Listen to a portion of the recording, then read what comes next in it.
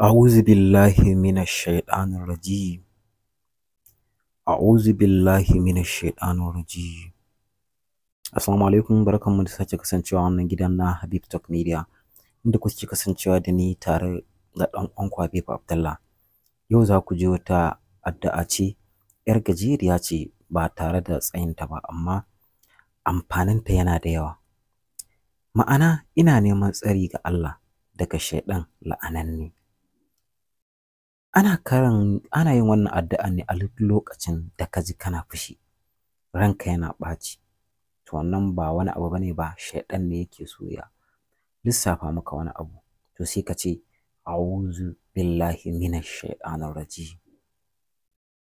Amfanin karanta ta shine kafin ka ɗaga murya ko ka faɗi abin da zai kai ka da na sani. Domin duk lokacin da mutum yake fushi, to ƙarshen fushin nan fa in dai bai iya sarrafa zuciyarsa ba, to za a yi abin da ba shi kenan ba. To sai ka ce a'udhu billahi minash shaitanir rajim. Allah ka kare mu daga shiga tarkon shaiɗan.